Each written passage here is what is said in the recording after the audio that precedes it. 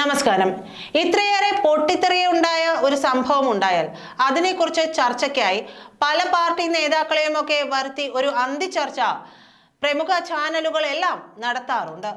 എന്നാൽ അത്തരത്തിൽ വന്നിരുന്ന പറയുന്ന കാര്യങ്ങൾ പലപ്പോഴും വലിയ തിരിച്ചടി ഈ പാർട്ടികൾക്ക് തന്നെ ഉണ്ടാക്കി വയ്ക്കാറുമുണ്ട്. ഇന്ന് പാർട്ടി നേതാക്കൾ മാത്രമല്ല, കുറച്ചു കാലമായിട്ട് കൃത്യമായിട്ട് പറഞ്ഞിട്ടുണ്ടെങ്കിൽ ഹേമ കമ്മിറ്റി റിപ്പോർട്ട് പുറത്തു വന്നതിന് പിന്നാലെ തന്നെ അതിജീവിതമാർ അടക്കം വരികയും അനുഭവങ്ങൾ പങ്കുവയ്ക്കുകയും ഒക്കെ ചെയ്തുകൊണ്ടിരിക്കുകയാണ്.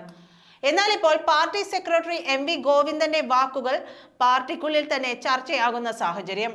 അതായത് മലയാള ടെലിവിഷൻ ചാനലുകളിലെ വൈകുന്നേരങ്ങളിലുള്ള ചർച്ചകളിൽ പങ്കെടുക്കാൻ പ്രതിനിധികളെ അയക്കണോ എന്ന CPM ഗൗരവപൂർവ്വം ചർച്ച ചെയ്യുമെന്നാണ് പാർട്ടി സെക്രട്ടറി പറഞ്ഞിട്ടുള്ളത്. നിലമ്പൂർ MLA PV അൻവർ ഉന്നയിച്ച ആരോപണങ്ങളുമായി ബന്ധപ്പെട്ട് എന്തുകൊണ്ട് ചാനൽ ചർച്ചകളിലേക്ക് CPM പ്രതിനിധികളെ അയക്കാത്തത് എന്ന ചോദ്യത്തിന് ഉത്തരം നൽകുമ്പോഴാണ് അദ്ദേഹത്തിന്റെ ഈ വാക്കുകൾ ഉണ്ടായത്. MV ഗോവിന്ദന്റെ വാക്കുകൾ ഇപ്രകാരമാണ്: എന്തിനാണ് ഈ വിഷയം ഇതിനും മാത്രം ചർച്ച ചെയ്യേണ്ട കാര്യം? ഞങ്ങൾക്ക് യാതൊരു പ്രതിസന്ധിയുമില്ല, നിങ്ങൾ എന്തും പറഞ്ഞു. പക്ഷേ ഈ വിഷയത്തിൽ മാത്രമല്ല, പല വിഷയത്തിലും ആലോചിക്കേണ്ടതുണ്ട്. വൈകുന്നേരമാകുമ്പോൾ കമ്മ്യൂണിസ്റ്റ് വിരുദ്ധത പ്രചരിപ്പിക്കാൻ വേണ്ടിയുള്ള ഒരു ചർച്ചയും ആ ഭാഗമായിട്ട് ഞങ്ങളുടെ ഏതെങ്കിലും ഒരാളെ വിളിക്കും, 15 ആളെ വേറെയും വിളിക്കും. എന്നിട്ട് എല്ലാവരും കൂടി ചേർന്ന് CPM-ന് വിരുദ്ധമായ ഒരു ആശയം ഉൽപ്പാദിപ്പിക്കുന്ന ഈ വൈകുന്നേരത്തെ ചർച്ചയിൽ CPM പങ്കെടുക്കേണ്ടതുണ്ടോ എന്ന കാര്യം ഞങ്ങൾ ഗൗരവപൂർവ്വം ചർച്ച ചെയ്യാൻ പോവുകയാണ് എന്നാണ് ഗോവിന്ദൻ പറഞ്ഞത്. PV അൻവർ MLA-യുടെ പരാതി CPM സംസ്ഥാന സെക്രട്ടേറിയറ്റ് പരിശോധിച്ചുവെന്ന് സംസ്ഥാന സെക്രട്ടറി ഗോവിന്ദൻ പറയുന്നുണ്ട്. പരാതിയിൽ പത്തനംതിട്ട SP ആയിരുന്ന സുജിത് ദാസിനെ സസ്പെൻഡ് ചെയ്യുകയും ചെയ്തിട്ടുണ്ട്.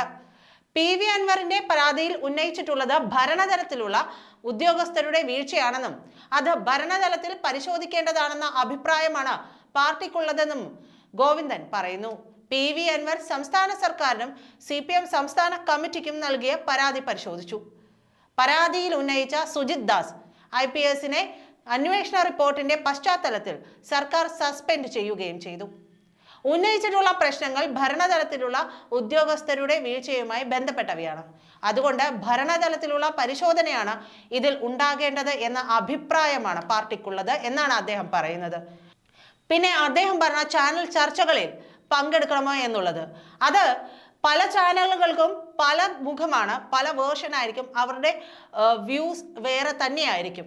സ്വന്തം ചാനലിൽ ചർച്ചയ്ക്ക് വിളിക്കുമ്പോൾ എന്താണ് കാണിക്കുന്നത് എന്നുള്ളത് ചിന്തിച്ചാൽ മാത്രം മതി. അപ്പോൾ അവരുടെ ആശയങ്ങൾക്ക് അനുസൃതമായിട്ടുള്ള ചോദ്യങ്ങളും ആ ചോദ്യങ്ങളിലേക്ക് വരാത്തവരെ സ്കിപ്പ് ചെയ്ത് കളയലുമൊക്കെ ആ ചാനലിൽ നടക്കുന്നുണ്ട്.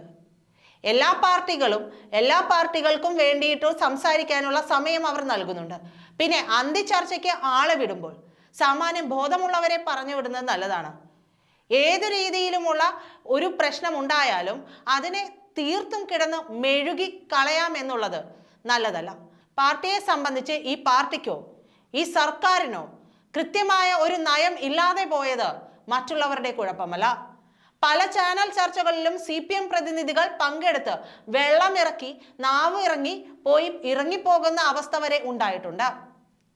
ആ സാഹചര്യം ഉണ്ടാക്കുന്നത് ഈ പാർട്ടിയുടെ പ്രവർത്തികളാണ്, ഈ സർക്കാരിന്റെ പ്രവർത്തികളാണ്. അന്തിച്ചർച്ചയ്ക്ക് പോകണമെന്നുള്ളത് ആരും പിടിച്ചു വലിച്ച് നിർബന്ധിക്കുന്ന കാര്യമൊന്നുമല്ല. നിങ്ങൾ കുറെ കാലം ഒരു ചാനൽ ബഹിഷ്കരിച്ചിരുന്നു.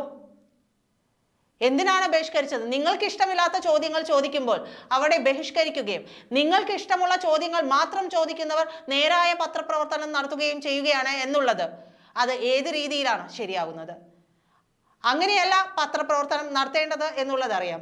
എങ്കിലും എല്ലാ പ്രമുഖ മാധ്യമങ്ങൾക്കും അവരുടേതായ ചായ്വുകളും കാര്യങ്ങളും ഒക്കെ ഉണ്ടാകും. അത് മുൻനിർത്തി തന്നെ പറയുന്നു. ഈ ചാനൽ ചർച്ചകളിൽ വന്നിരുന്ന് പല CPM നേതാക്കളും മെഴുകുന്നത് കണ്ടാൽ അറപ്പുളവാക്കുന്ന കാര്യം തന്നെയാണ്.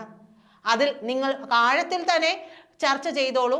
ഏതൊക്കെ നേതാക്കളെ വിടണം, ഇനി വിടണ്ടേ, വിട്ടാൽ തന്നെ ഇത്തരത്തിൽ മെഴുകിയാലും കാര്യമുണ്ടോ എന്നൊക്കെയുള്ളത് ഗോവിന്ദന്റെ തലയിലിരിക്കുന്ന കാര്യമാണ്. എന്തായാലും ആ വിഴുപ്പ് ഗോവിന്ദൻ തന്നെ ചുമക്കട്ടെ. നന്ദി.